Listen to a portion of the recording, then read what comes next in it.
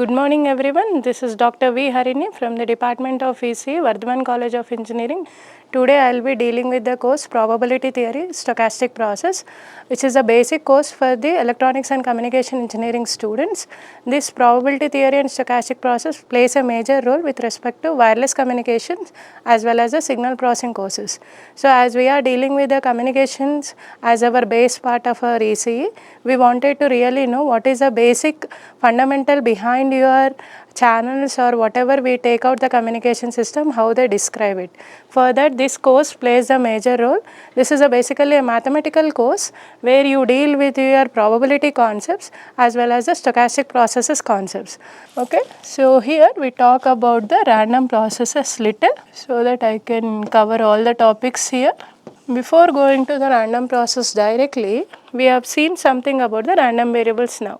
Now, I will introduce the concept of signal here.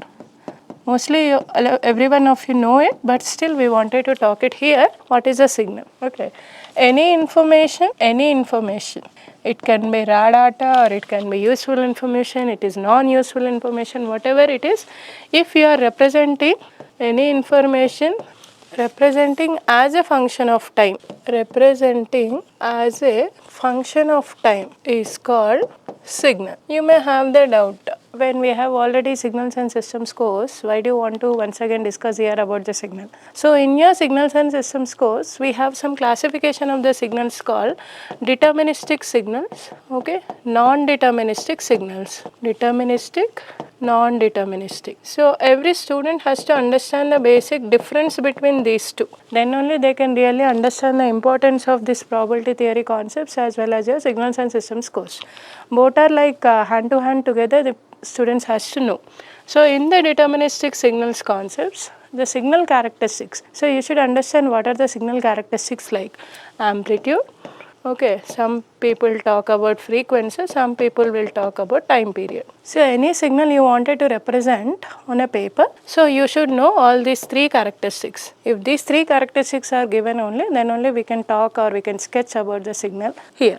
So these characteristics, if you can able to determine from a given signal, then it is called deterministic signal. Very simple. Any characteristics of the signal like frequency, amplitude and phase, if you can describe for the given signal, then you call it as a deterministic signal.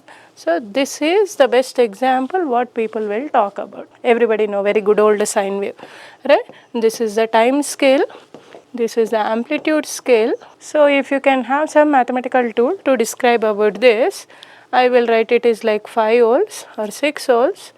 So here I will mention it like minus 6 volts, some what you call time period of 1 millisecond. Then, so as it is starting from 0 degrees, I will take out all the three characteristics like amplitude, strength of the signal, phase, okay, 0 degree phase and time period. So already we know how time period and frequency are related, that is frequency is equals to 1 by time period. So any signal, corresponding time period is given to you, then corresponding frequency can be determined.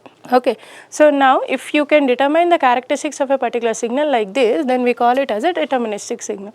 Don't think that always deterministic signals are presented in sine waves. There are other waves also. How you know, by this time you know like you are good at EDC's concepts, right? Half wave rectifier output, full wave rectifier outputs, all can be written. So these are all represented. So you can be able to determine the characteristics of this particular kind of signals. So these are called deterministic signals. So now I will discuss something about non-deterministic. Nothing can be described for this non-deterministic. So how the signal will look, something like your noise. If the signal looks like this, okay, so purely not random, purely random. You cannot able to determine anything for this, right? That is your time period you cannot determine, frequency you cannot determine, phase you cannot determine. Any of the characteristics you cannot determine for this kind of signals. Still we wanted to analyze our signals, okay, so that only our random processes has come into the picture. If the signal is like this, you have very important concepts from your signals and systems. How do you calculate in time domain, how do you calculate in frequency domain, Laplace domain, Z domain, many things. You can completely give out the complete picture analysis for this kind of signals. But if the signal is like this, previously we were not used to get out from our good old techniques either is a Fourier transform, Laplace or Z. doing such a mathematical analysis. If any statistical properties like mean, average, mean square, anything can't be calculated for this kind of the signals because nothing is known from this. So to understand or to analyze such kind of signals, we are dealing with the concepts of random processes. Okay, random processes are simply nothing but a random variable which is a function of time. Already we discussed something like something is a function of time as signal. Okay, here I am purely writing a random variable which is a function of time, then it is called random signal or random processes. So different people will call with different names. Random processes or random signals, everything is one and the same. So to analyze such things, we are going to talk about the operations on these random variables. So these random processes are studied in two ways. Time domain things we call with temporal characteristics. Temporal characteristics means time domain characteristics, and the other one is spectral characteristics. Spectral characteristics means frequency characteristics. Okay, in the temporal characteristics we have many things to discuss. Okay, the important concepts here we deal with mean, autocorrelation function, cross correlation function. These are statistical temporal characteristics.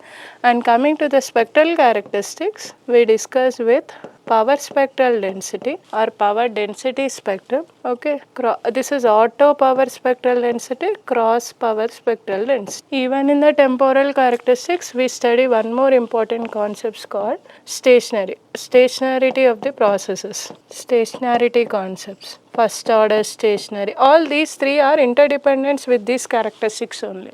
Once you able to calculate the characteristics, then we can discuss whether it is first order stationary, second order stationary, wide sense stationary, like that. Wide sense stationary random processes.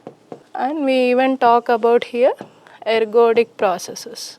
All are interrelated to the first term.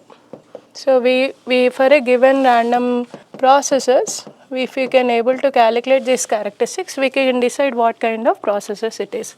And this power spectral density as well as the cross power spectral density are the Fourier transforms. Okay, so this auto power spectral density is very simple of here Fourier transform of autocorrelation function.